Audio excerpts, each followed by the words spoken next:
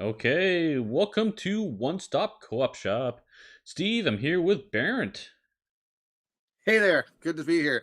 Steve, again, always a pleasure. And it's 2 weeks in a row. Oh, this is awesome. Yes, this has been fun. So we're here on what we're calling the Co-op Chat part of our content. So if you're new to this one, this is a quick, normally around 30-minute live stream where we talk over co-op news real quick and we do a fun discussion topic.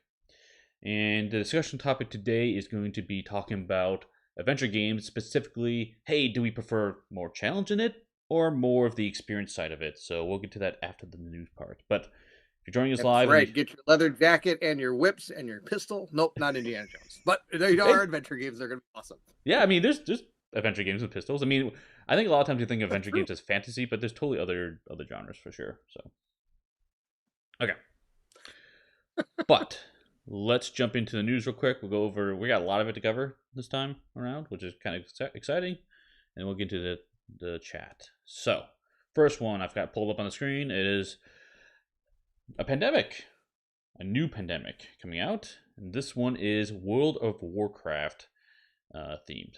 So this is coming out for Z-Man Games. Don't know a whole lot about it. Nope. Um, very little to be honest. But it sounds like, well, I don't know. You got minis and dice in this, so that's all I really know. Dudes and dice. Did you ever play much World of Warcraft at all, ever? Not really. No, I had buddies in college who I watched them play a lot, but I did not personally choose Okay. to play it. So Yeah, I didn't play much of it. I played actually my MMO of choice was Final Fantasy 11 when I was younger, so I didn't nice, really get the nice. Warcraft. And I never really played much of the like strategy real time simulator stuff either. Yeah. Wait, what was S? What do they call it? Is that what it's called? Real time simulators? Real time RTS strategy, RTS. strategy, similar. Yeah. Well, as you can tell, I didn't play much of that either. That's okay. My buddy was really big in StarCraft, and my college roommate, and I kept telling him like, you know what, I'm undefeated in StarCraft. He's like, what? Are you really? I'm like, yeah, yeah. And I told him I never played. So Oh, that's pretty funny. It's kind of like my 100% win ratio for Spirit Island. there you go. Yes. There Play- you go. Cool. Okay. Yep. So that's the first one. Let's talk about some more new games. Um, so here, let's talk about the upcoming game. Artisans of Splendent Vale is coming out. So this one is by Renegade Game Studios. It's going to be 2 to 4 players. Designed by Nikki Valens, I believe. And this is going to be a cooperative, story-driven adventure game through the world of Splendid Vale. And you're going to be playing as unique characters with specialized crafting skills. Your choices are going to determine your path. That's how it plays. You have a lot of experience in building up a story. So, sounds really cool, honestly. Like the looks of this one. Got a thumbs up from me. It looks Yeah, pretty cool so far from what I've seen. I believe also Jason, One Stop Co-op Shop, will be covering this one for us. So we should see something in the future on this. I'm excited to find out. Okay, moving on. We've got another game. We have that is not what I wanted to show. That's okay. Let's let's replay this here. Skip ahead. So this was Baruto from Blacklist Games. Yes. So this one seems pretty cool. It is a fully co-op game, 1 to 4 players. It is designed by Mitch Schrader and Jeff Fraser. So in this, you choose a experienced ninja and a new ninja, and you kind of pair them together. And through the game, you're gonna be using chakra to build up combos and take down a big bad boss. So I like the thought of like combining these two. I mean, in a sense, it's like a modular deck. Honestly, when you combine two of these characters, I assume. I'm not sure exactly how it works, but it sounds fun. I like the thought of it. So Blacklist game doing a modular deck system? No, no, that I can't be. know, I know. Well, exactly, exactly. Though I don't know how modular this is gonna be because I assume, Yeah. especially with the backs of these cards, they look different. So like you can't Mm-mm. can't combine those decks, right? I don't know. I'm not sure what it's gonna be. We'll see. But that's coming out later. Okay, so those are kind of the news elements of it. Let's get into the stuff that's coming out this week to be aware of. So jumping to Kickstarter, we have On Mars Alien Invasion. So this one is by Eagle Griffin. It is coming July 15th. And Vito Lacerda and Ian O'Toole worked on this one. So, man, Ian does everything, I swear. That guy is awesome. I love his work. So this one is going to take the On Mars game and make it cooperative. Well, I think mostly cooperative. So it's one of them's going to make it a one versus all. There's going to be a chapter 2 and chapter 3, which is co-op for 2 to 4 players, and then a chapter 4, which is solo. So I believe, if I understand correctly, you play different chapters for different game experiences. I don't think you can play like chapter 1 co-op, is my understanding. But I believe Mike might be covering this one in the future. Okay, moving on. Take a look. Rat Queens to the Slaughter. So this is based upon I believe this is comic, a book. So this was, I had to look into this a little bit. It's a pretty cool game, I think. It's by Deepwater Games. It's coming out July 13th with 1 to 4 players. And this one you can have different characters with unique abilities, the queens, right? And you need to power up your abilities and protect the palisade. So I think if you have a affinity towards unique characters, of various characters in this game, this one might want to look into. That's July 13th. Okay, the next one, Taelmoor, is also coming out July 13th. This one is by Delve Brothers. It is a 1 to 6 player dungeon crawler with QR codes. And this one I had the pleasure of playing myself. I did a tutorial playthrough on the stream channel, and there will be a scenario 1 playthrough on the other channel coming up soon for this one. And we were talking about this a little bit, or kind of a little bit, before the stream, on how I don't think you like Chronicles of Crime that much, right, Bairnt? No, I sadly was not impressed with Chronicles of Crime. It felt the concept was awesome. I don't think it was implemented the greatest because you could get stuck and then all you just want to do is randomly scanning cards. Right. And it just didn't feel like I was solving anything. I was just randomly hoping that something would come up if I was scanning something. Yeah, absolutely. And I think I ran into a similar experience with Chronicles of Crime, and for Taelmoor, that I never felt that way in this one. I felt like there was always something to do, and the puzzles were still pretty engaging. And the combat here is really, really fun. It's just a really well put together system. So I very excited for this one. I really enjoy my plays. It's always a good sign when you get done playing the game and your wife immediately asks to play again. Like, oh, let's do the next one. I'm like, I don't have the next game. Sorry, they only sent me the demo. So. It's called a demo. I only got one. Exactly. So that's a great sign for a game, in my opinion. So next one I want to talk about coming to Kickstarter. This is coming July 12th, I believe. If I'm correct. Spire's End, Hildegard. So if you've played Spire's End before, I know there's a lot of people who really love this type of game. This is by Portal Games. It is. I'm sorry, not Portal Games. Favreau. I'm jumping ahead. Sorry. Next game is Portal Games. But this is a 1 to 2 player game where it's a 400 card choose your own adventure with some pretty cool artwork. So. I think I saw that. Yeah, I think I'm not sure who else is on the channel is a fan of this one. I think we've got a few people who really like this one. I've not played it though myself, but. And the last one I'll talk about is one that I think I'm curious what you, Bairnt, will think about this one. This is Dune, House of Secrets. And this one is by Portal Games, coming out July 12th, 1 to 5 players.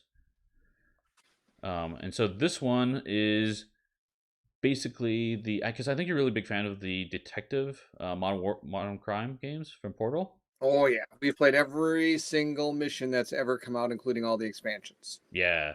So from my understanding, this is the same type of game, but with a Dune setting.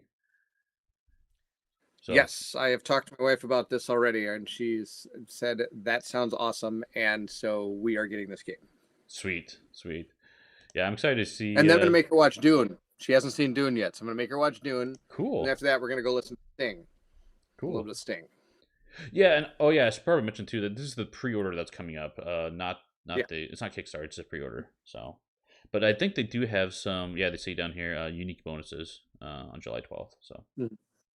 And the unique bonuses they do are kind of cool. I've gotten those unique bonuses before. Like one of them was from the, I want to say the 80s edition. It actually gave you, instead of the, in the instruction, it kind of has the like the tutorial, what you read in order to start the game or whatever, and it actually gave you the whole thing on a dot matrix printer printed out, so you could read it off the dot matrix printer. So it was like coming off the feed of the printer. So it's kind of, it gave me, it lets you feel a little bit more of the theme of the game, which was kind of cool. It was all cosmetic that I got. It had nothing to do with, oh, they also gave you this picture pack. So when you're talking about a person, you get these pictures of these people, and they were 80s pictures, and they were amazing. You had the big hair. They all looked like something off of Love Connection. It was absolutely amazing. It was the coolest set of cards I think I've ever gotten. It was that's pretty awesome. cool. Yeah, that's awesome. So that was real fast, but that's all the co-op news we have. If you guys on the chat ever want to talk about any of these in more detail, let us know. But I think we'll keep moving. We'll move on to our chat. Let's do it. Yeah. So the chat this week, since we talked about dungeon crawlers last week, we're going to talk about adventure games this week. So I'm personally a huge fan of adventure games. I love this type of stuff. And so what we're talking about is games that, how do you describe an adventure game? I think about it as something that's not localized to a specific area. Like a dungeon crawler, I feel like you're in an area, like a dungeon, really, right? An adventure game, you have no more of an open world experience where you can like explore more. And for me, at least, the adventure game, one of the defining qualities for me is it's not just combat focused. There's other things you can do in the game generally. So Correct. I totally agree with you. We were actually discussing a topic to do, and we thought of this one basically because these kind of almost, there's times when these slightly blend our dungeon crawler topic we did yesterday with this one. So we thought, why don't we jump into adventure games, because they sometimes they bleed a little bit. So we thought, let's talk about them, because I know a lot of the stuff we're thinking of dungeon crawlers, like, oh, is this be one? No, I think that's an adventure game kind of thing. So we wanted to really talk about these, and we wanted to talk about, there's a lot of different ways to experience dungeon or adventure games. Look, we already talked about dungeon crawlers again. Adventure games, and that's the fact that you're either looking for a game that's going to be really challenging and you're going to get a lot of replay value out of that challenge, versus just maybe experiencing a game and seeing what that game had to unfold as you're playing it. That's kind of where we're going with this, I think, right, Steve? exactly. And one that I've been thinking about a lot lately is, what do I want from a game when it comes to challenge and difficulty settings, and it's just a general statement from my standpoint is, I feel like win or lose, it doesn't matter to me. I could care less what the win rate loss ratio of a game is. If I win most of the time, it's fine. If I lose most of the time, it's fine. It's not important to me as long as I have fun doing it. But at the same time, whenever I do house rules, it almost always makes the game harder. And so, like, while I don't care about the win loss ratio, I do make the game more challenging in a lot of cases. Now, does that apply to adventure games for me? I don't think so. I think for me, I'm more about the experience of the adventure game. For example, like Runebound. Runebound is one of my all-time favorite adventure games. I love this game. It's so much fun. But one thing about the game is every time you go on well, I think it's called adventure, actually, adventure token, you can like go do a social interaction, go combat, or go exploration. It takes 2 of your actions, but everything else in the game costs 1 action. So because that's the fun part about the game, I have house rule where, hey, that costs 1 action to do too. And yeah, you totally level up and do things faster. You get more in on the game, so it does make the game easier. But for me, that was more important to me than the challenge and difficulty level in the game. Sounds like a plan. See, now, and one thing I've enjoyed, okay, one of my favorite adventure games is Seventh Continent. I just love this game. I think it's amazing. The thought behind it and the way it's presented is amazing. You can go on, and again, everybody enjoys things in adventure games differently. Some like that strive to get to the end. I don't mind, just like there is a point, if I did 2 playthroughs of this game, and there was actually an entire hour of video coverage where I went the wrong way and had a blast and had to come all the way back. And I was just thrilled. I thought that was super fun, because again, I'm seeing part of this continent unfold around me. And again, that one I feel is very much what the adventure you have is. They give you such small direction on where you're going that it really is an adventure. You you are experiencing this adventure for yourself. The card play is really easy. It's fun. It works really well for the game. It can be challenging. And the good news is in this game, they've given you those blocks already to decide how you want to have this adventure. Do you want this adventure to be super challenging? Use this. Do you want it to be regular? Do this. Do you want to just explore and have a fun time? Play it this way, and insert this card to your deck and things like that. So I think it's cool that that game gives you that. And I'm just like you. I kind of really like the experience, and I usually don't change it because I don't mind losing, because that's part of the adventure, is not making it and having to figure out what you did that you need to do the next time. Now, there are games that is the adventure, is hopefully surviving and figuring out if you can make it and trying to use your resources to make it that way, known as Robinson Crusoe. This game is so hard. My wife and I have yet to beat this game together. I've played it with Colin, and we've beat it, but my wife and I think have played it like 4 or 5 times. We've never beat any of the scenarios we've tried, except for I think we beat the Neverland scenario, which was the hey, this is for kids. Oh, and we were really excited we beat it. And then later I learned that was like the junior edition of the game. And I was like, oh, now we haven't actually beat the game yet, Robin. So, and she enjoys it. It's a tough game though. And I think that's a totally different experience from something like Seventh Continent.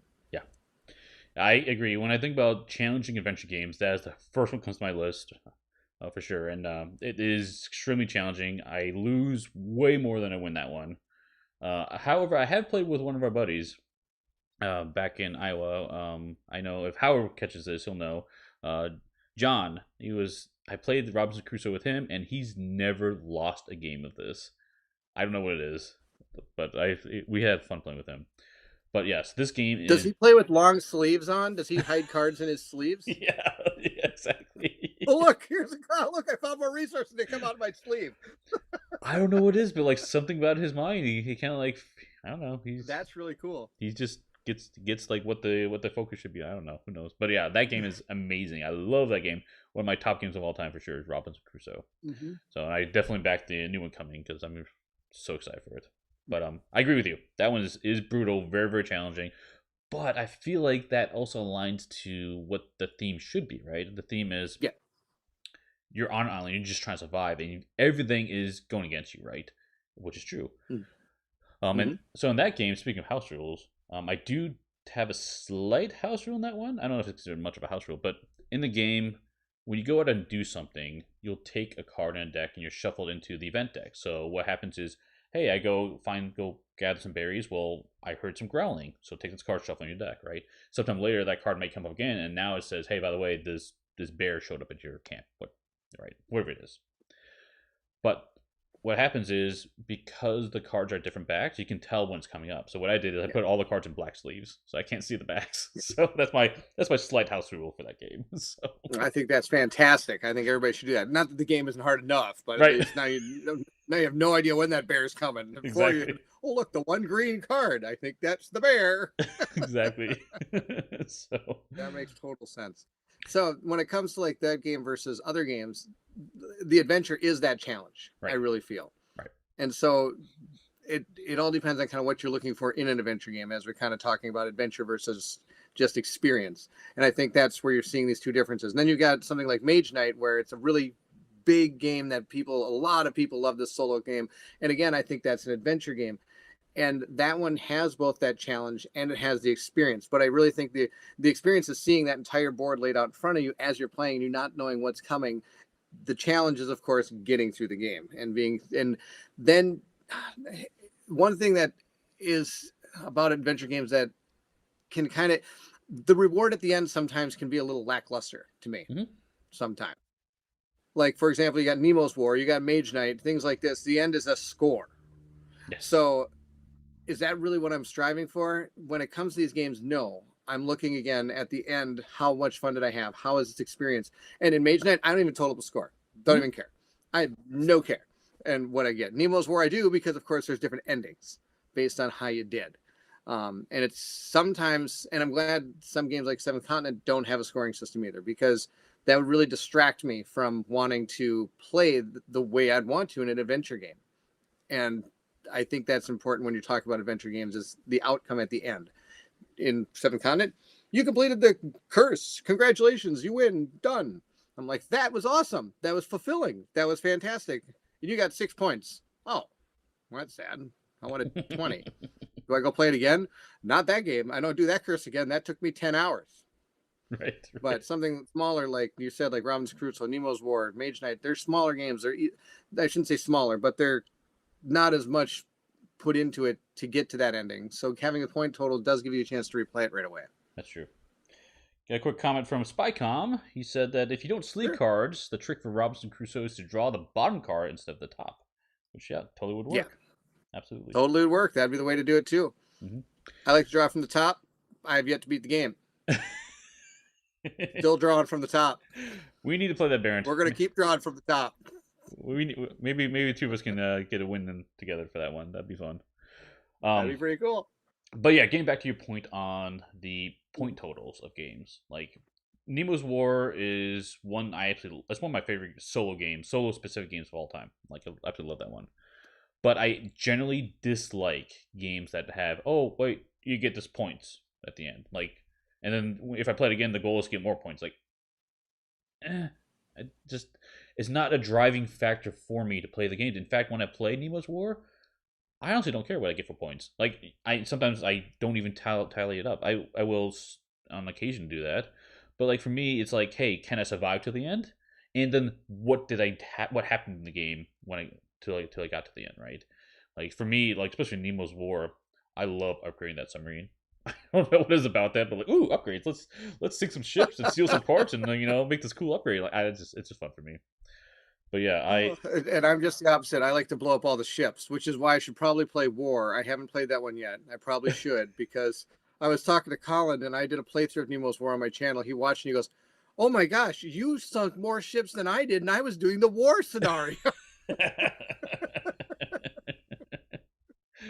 Oh, that game is so. But actually, that's another good point about a game like that one. It's got so many motives and where you can take it. And so to me, that's an adventure game. Yes, you can go the combat heavy route if you wanted, or you can go like a science route where you're like, you know what, I don't want to fight ships, right? And that is what makes it an adventure game. It makes it really interesting and engaging how you approach these games. And I guess there's also challenge modes in Nemo's War. Talking about that, I actually do throw those in there. There's a Deadly Seas variant, so you can add some events that come out eventually, and I enjoy playing with those as well. But yeah, so that's another good one. Other adventure games that there's a lot of adventure games out there that I've enjoyed. There are a lot of adventure games out there. This is true. I mean, and it also comes down to potentially themes of games too. We're talking like Seventh Continent, Nemo's War, Robinson Crusoe. Those kind of all fit in that kind of modern day like kind of theme in theory, give or take like certain. I'm not saying today, but at least almost even like steampunky type world. But then of course you've got Mage Knight, Runebound. They're all fantasy based. I mean, there's different genres of how these work too. I mean, I'm trying to think of a good space one. I bet you could think of one, maybe. Space adventure game? Zia? I guess there's that Star Zia Trek Legends of the Drifts, right? That's adventure. Oh, yeah. There's the Star Trek. I have it down here. What is it? Frontiers. That's the Mage Knight version of Star Trek, which I'm planning to play pretty soon too, because I like Star Trek. Another game that really surprised me is I'm a big fan of Tiny Epic games. I buy them all because I like how small they are. But Tiny Epic Pirates, I would consider an adventure game.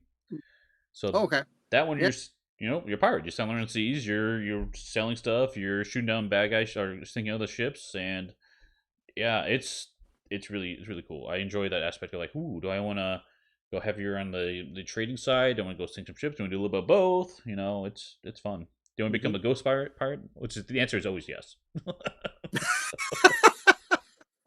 You always want to be the ghost pirate. Who doesn't have a skeleton crew? Come on. Yeah. Now I haven't played it, but which probably is going to shock a lot of people. But for example, was it Eldritch Horror? What's the one from Fantasy Flight that yes is also really good? I've heard it's a fantastic adventure game. You're going around the map working on, like, I'm sure the chat's going to tell us everything about this game. I haven't played it sadly, but I know it's a really good adventure game, and it's something I need to get in my collection, but I haven't yet. Eldritch Horror, is that it? Eldritch Horror is correct. Yep, that's the one. You got it. Okay. That I'm game. guessing you haven't played it either. No, I played a lot. I am the worst at the game, hands down. So if you talk about never winning Robinson Crusoe, Eldritch Horror is my never winning game. Absolutely. In fact, we got a situation when I was playing it where we ran out of monster tokens, and it wasn't clear what to do in the rulebook because I'm pretty sure that's not supposed to happen. So ever. So, No, and no. then I think I had like just to give another a clue. I one of my characters died, so I picked a new character. I think they died in one turn after that, so I picked another character after that. So like it was really really bad. I'm the worst at the game, but it's so much fun. I do enjoy that game. That is the I'm not a huge fan of the Lovecraft theme, but that game specifically Hmm. I really really enjoy. That's something I really need to play. I have to pick that up. I haven't had a chance to do it yet. And I think the edition I'm supposed to get, there's multiple editions, right, of this game? Or is it just the one? It's one edition, but there's a lot of expansions, and the expansions do a lot That's to the what it game is. because as you go to locations, you flip over cards, and you want some variety there. Because like if you have just the base game, you'll go through the whole deck in one sitting. Yeah. So yep, Okay. So that's a I good have to. one. One I think Colin might own. I used to own. I did sell it. Was Fortune and Glory. It's another adventure game. That's like it's very Yes. much Indiana Jones in a box. It's really what Mhm. it is, right? You traveling around the world, getting It's, artifacts and treasures, going to yeah. temples, punching mobsters and Nazis. So That's Flying Frog, if I remember right. I yes, think is Flying the Frog. correct person. Yep, Yeah. yep. We were planning to play that, but then we had, of course, all this COVID extravaganzas, and I think we were planning to play it. And then, like, my kid had a class outbreak or something, so he had to quarantine him, and we weren't able to see anybody for 2 weeks. Blah blah blah. You know, everybody's probably experienced this last year. So and then by the time we got back to being able to maybe see each other, which was I think like a month or two later, because then I think his kid had something at school or something. So we had something else had come out, and so we just put that on the back burner. We still have to play it. We still want to play it together. We just haven't had a chance yet. Again, great adventure game set in a really cool world. And now the thing is Eldritch Horror sounds like the experience is kind of twofold, a challenge, and you're also seeing that experience of the game. Is Yes, that really what you'd think? I would agree with that. Okay. That is both very challenging and, but like see, this gets back to the point, right? It's very challenging that I've never won it. I know people can win it, and there's some strategy around how you can help on that. But for me, like I didn't care that I had ran out of monster tokens. I didn't care that my guy died in one turn, right? It wasn't the point of playing the game for me. It was just the experience of like, hey, let's travel the world over this. Buy a train ticket to get here. Hey, look, Cthulhu popped up. I'm gonna run away from them because it's big and scary, right? And that is what's really fun. So yep. Well, So and like we said last time in our dungeon crawler thing, fun is what it's all about. So if you enjoy a adventure game that's really challenging and that's what you like about it, then some of these games like Robinson Crusoe and Eldritch Horror and thing might really be right up your alley. Where if you're right. looking for something with a great experience and you don't mind just being able to move around and do fun things and stuff, I mean, games like Seventh Continent would be Yep. that adventure game you're looking for. I will say that if the score matters to you in Nemo's War, that one Mm-hmm. is very challenging because a lot of times, Oh like my I god. feel like I did good, I look at the score and it's like, wow, I didn't even succeed. Like, what's going on? So That happened to me too. When I was on the playthrough I did on my channel, I got done and I was thinking, this is gonna be awesome. I have sunk so many boats. I've done all these great things. I was doing, I forget which one I did. Dang it, I wish I could remember. But it was the one where you put you're trying to put all those uh, uh, black tokens on the board, whatever. I forget what they're called. oh The yeah, the you like super glad I remembered all this for the stream. This is fantastic. it's like insurrection you're trying to do. Quality right here. What is that? But after I got done, I added it all up and I was like, really? I only got that many points? Like, I thought I did so much better than I did. Yep. And I got like, I didn't get like a defeat. I got the one that was right below like success, but I was like, really? And I know in the new Kickstarter, they're having more levels of victory versus defeat too. And their new Kickstarter coming out. It came out actually a long time ago. It's probably, I have no idea where they are in the process of that. But anyway, so yes, if you like points, Robinson Crusoe there, that was a huge long tangent. You like that? That's a long one. I liked it. But yeah, yeah, I'm a huge fan of adventure games. I think Mm-hmm. if I choose between adventure and a dungeon crawl, I would aim towards adventure more often for me. I think you're probably more dungeon crawl, I'm guessing. Yes, I would say I'm more dungeon crawl, but don't sell me short. I've got a ton of adventure games back Yes. here, and they are. And my wife likes the adventure game more than dungeon crawls. So when we Okay. do pull out games, we're pulling out games like Robinson Crusoe. Hmm. She has that's her nemesis. Like I've got nemesis back here, and I love it. But Robinson Crusoe is her nemesis. because she has yet to beat the game with me. And one time we even thought we beat the game, and we had to polo Colin. And those that know what polo is, it's like a text messaging through video chat, and ask him if we won, and he told us we didn't. And so she was in the background going, "No, turn it off. Pretend we didn't hear him." But yes, I do have a lot of adventure games. I'm kind of looking around right now. I see I do have quite a bit of them. And of course, adventure games don't just sit in the genre of moving around a board, miniature style and stuff. I mean, there's some really good card-driven adventure games out there as well. I've got Aventura back here, which I haven't played much of, but that's a card-based adventure game as you're playing through an adventure type thing. So there are a lot of different ways to get these type of games to the table too. So I mean, yeah, it's a great genre. I love it. I can't get enough of it. I'm always looking for a good adventure. I'm always looking for a good dungeon crawl. I mean, I think it's again because they kind of bleed together a little bit. So Spycom's got a good question here. He says, looking at experience, there is a balance between story and replayability. Dungeon crawlers often have great story but low replayability. I feel adventure games are the other way around. How do you think about it? I think he's right. I do think that, especially with the preset dungeon crawlers. I know that I think one of the new things going forward, this new genre of dungeon crawlers that are coming out, are using more of that app-based approach to give you that replayability. We've already seen it in the Lord of the Rings, which is an adventure game, I would say, which is one we didn't talk about, which we probably should have. Journeys in Middle Earth, right? Yep. Journey to Middle Earth is a fantastic adventure game. I don't know why we didn't even mention it. So many good games. But that uses so many good games. What do we do? But that one has an app-based thing. And I know we're doing Druengar right now, which has an app-based concept.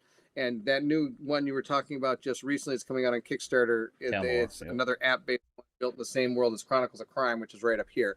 I think you're going to see these giving that replay value back to dungeon crawlers, where you're right, adventure games, to an extent, are very replayable because it's the adventure.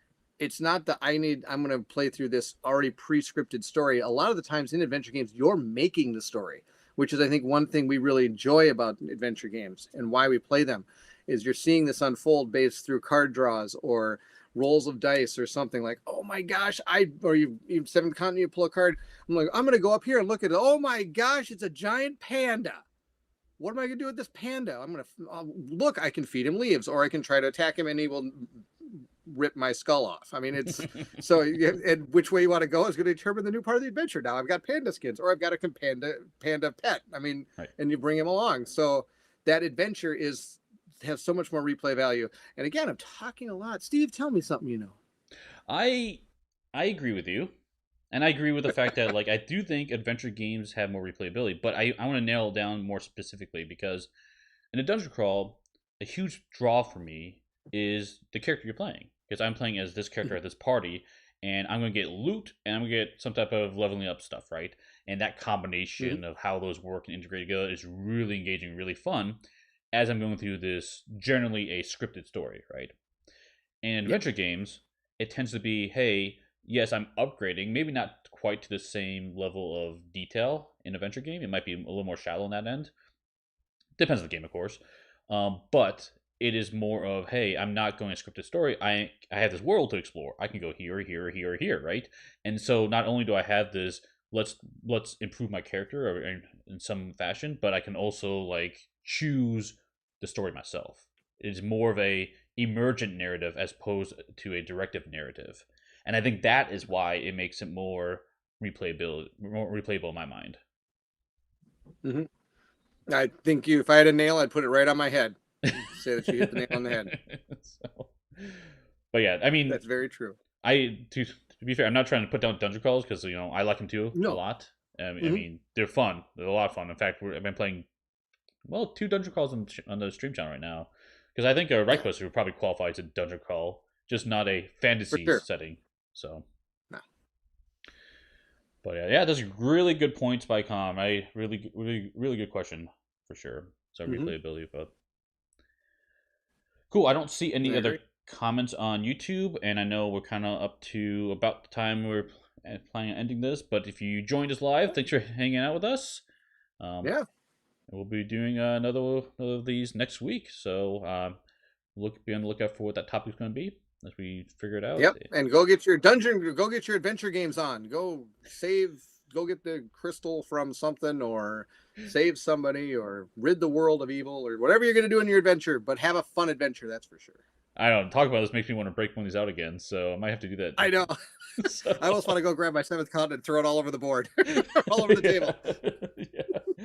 Yeah. Oh, thanks, Spycom. I'm glad you enjoy watching this. So cool. Well, that's going to end our content for today. I'd like to say thanks for joining, Bairnt. As always, it's been a blast. Anytime, Steve. You know that. I'll even be next week if you need me. We'll see. Sounds good. Sounds good. Cool. Thanks, everyone, and I'll see you at the next stop. Bye.